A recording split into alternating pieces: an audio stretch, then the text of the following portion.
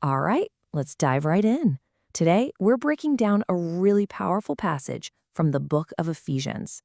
We're going to explore this profound idea about getting inner strength and understanding a love that's so huge it's described as basically boundless. So let's kick things off with this one phrase, because it's really at the heart of our whole journey today. It's this invitation, right, to try and understand something that has dimensions, like a spiritual space, but at the same time, we're told it's immeasurable. So how in the world do you measure the unmeasurable? That's the big question we're going to tackle. So, where does this journey begin?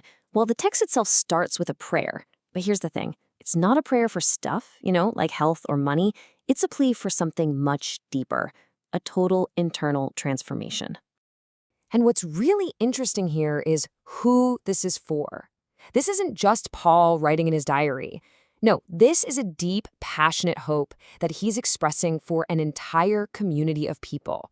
He's essentially asking for this collective strengthening, a kind of shared spiritual power for everyone. And this is the key. The prayer is laser focused on strengthening what the text calls the inner being. We're not talking about hitting the gym here. This is about the very core of who you are, your character, your spirit, that part of you that hopes and dreams and loves. That's the target for this incredible power up. Okay, so this all sounds great, but how does it actually happen? Where does this kind of inner strength even come from? Well, the text actually lays out a pretty clear pathway, a sort of divine process, if you will. It's like a chain of events.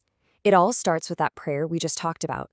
Then, according to the text, that prayer gets answered when a person's soul is filled by what's called the Holy Spirit.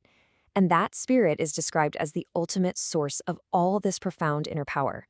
So you see the flow, you ask, you're filled, and then you're empowered. Simple as that.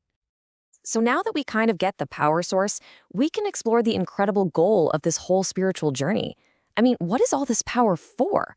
Turns out, it's to be able to do something that sounds, well, almost impossible. The text invites us to try and grasp this love across 4 different dimensions. First up is its breadth. Imagine a love so wide it stretches to include absolutely everyone, crossing every single barrier. Then, you've got its length. This is a love that endures through all of time, from the very beginning to the very end. It just doesn't quit. Next, we're asked to think about its height, a love that reaches up to the most glorious, incredible, transcendent places. And finally, its depth, a love that can reach all the way down into the lowest of lows, into any kind of darkness or despair you can imagine. Put it all together and you get a picture of something just vast and totally all-encompassing. And this leads us to this really beautiful paradox, right at the center of the whole passage.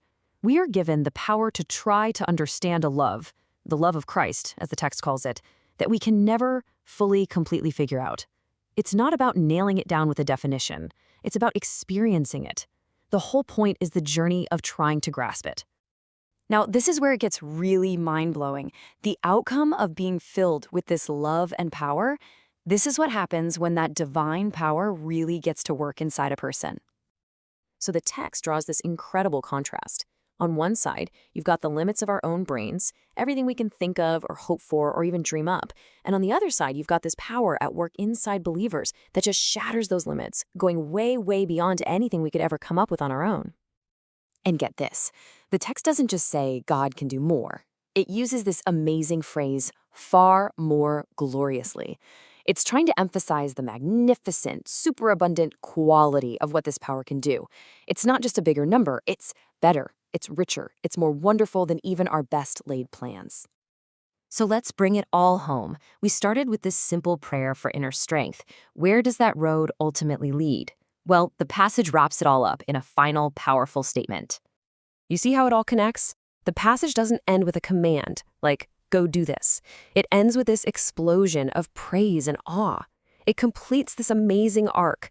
You start from a place of need, you pray, you're filled with power, you get to experience this boundless love, and it all leads to realizing this incredible, unimaginable potential at work inside you. And that really leaves us with one last thought, turning this ancient message into a question for us, right here, right now. If this is all describing a power that can do infinitely more than we can ask or imagine, a power fueled by a love that is immeasurably wide and long and high and deep. What could that unlock in you?